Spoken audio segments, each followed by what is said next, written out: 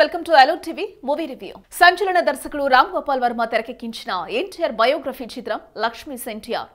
ఎన్టీఆర్ జీవితంలోకి లక్ష్మీ పార్వతి ప్రవేశించిన తర్వాత జరిగిన సంఘటనలు, లక్ష్మీ పార్వతికి ఎదురైన అవమానాలు, ఎన్టీఆర్ లక్ష్మీ పార్వతిల మధ్య ప్రేమానురాగాలను ఈ సినిమాలో ప్రధానంగా చూపించాడు.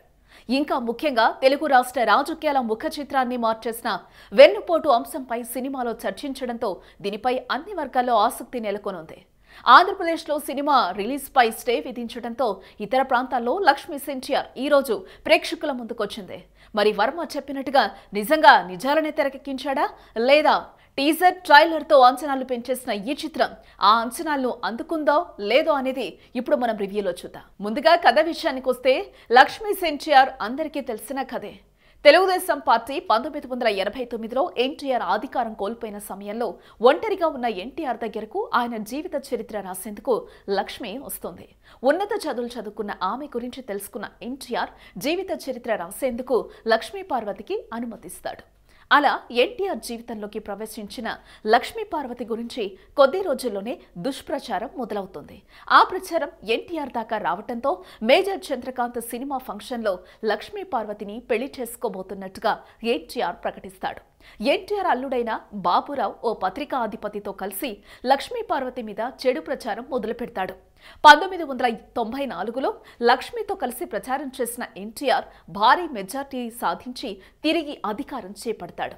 ఆ తర్వాత జరిగిన పరిణామాలు కుటుంబాన్ని తన వైపు తిప్పుకున్న బాబురావు కుట్రలకు తెరతీస్తాడు. కుటుంబ సభ్యులను బెదిరించి తన వైపు తిప్పుకొని ఎన్టీఆర్ను పదవి నుంచి దించి తాను సీఎం కుర్చీ లాక్కుంటాడు. పదవి కోల్పోయిన ఎన్నో అవమానాలు ఎదుర్కొన్న ఎన్టీఆర్ ఎలా కుమిలిపోయాడు అనేది ఇందులోని కథ. నటీనటుల విషయానికి వస్తే ఎన్టీఆర్ పాత్రలో కనిపించిన విజయ్ కుమార్ వర్మ తన మీద పెట్టుకున్న నమ్మకానికి పూర్తి న్యాయం చేశాడు. ఎన్టీఆర్ హావభావాలను, డైలాగ్ డెలివరీని చాలా బాగా తెరమీద చూపించాడు. మరో కీలక పాత్ర అయిన లక్ష్మీ పార్వతి పాత్రలో నటించిన యజ్ఞశెట్టి నటన సినిమాకు హైలైట్ గా నిలిచింది. నిష్కల్మషమైన ప్రేమ, అమాయకత్వం, బాధ, వేదన, అవమాన భారం ఇలా అన్ని భావాలను తెర మీద అద్భుతంగా పలికించారు యజ్ఞ. బాబురావు పాత్రలో శ్రీతేజ్ జీవించాడనే చెప్పాలి. కుళ్ళు కుతంత్రం, వెన్నుపోటు రాజకీయాలు చేసే రాజకీయ నాయకుడిగా శ్రీతేజ్ నటన ఆకట్టుకుంటుంది. ఇతర పాత్రలో అంతా కొత్తవారే కనిపించినా ఎవరికి వారు తమ పాత్రలకు పూర్తి న్యాయం చేశారు. ఎన్టీఆర్ లక్ష్మీల మధ్య సన్నివేశాలను వర్మ తెరకెక్కించిన విధానం ప్రతి ఒక్కరిని ఆకట్టుకుంటుంది. అయితే అక్కడక్కడ కాస్త కథను నెమ్మదించినట్టుగా అనిపిస్తుంది. అయితే పాత్రల ఎంపిక సినిమాకు బలంగా ఉంది. వారి నుంచి అద్భుతమైన నటనను రాబట్టుకోవడంలోనూ సక్సెస్ అయ్యాడు దర్శకుడు. ప్రతి నటుడు తన పాత్రలో లీనమై సహజంగా నటించాడు. సినిమాకు మరో ప్లస్ పాయింట్ కళ్యాణి మాలిక్ సంగీతం.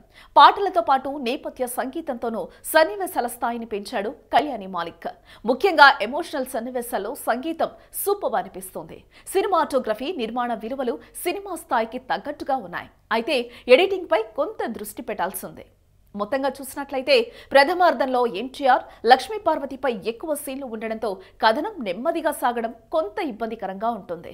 అయితే ఆశలు, కథ, ప్రేక్షకులను ఆకట్టుకునే అంశాలు ద్వితీయార్థంలోనే ఉన్నాయి. బాబుని నెగిటివ్ గా చూపించడంలో వర్మ సక్సెస్ అయ్యారు. అయితే సినిమా అన్ని వర్గాల ప్రేక్షకులను ఆకట్టుకోగలదా లేదా అనే దానిపై సినిమా విజయావకాశాలు ఆధారపడి ఉన్నాయి. సో ఇదండి ఇవాల్టి మూవీ రివ్యూ. మరో రివ్యూతో మళ్ళీ కలుద్దాం.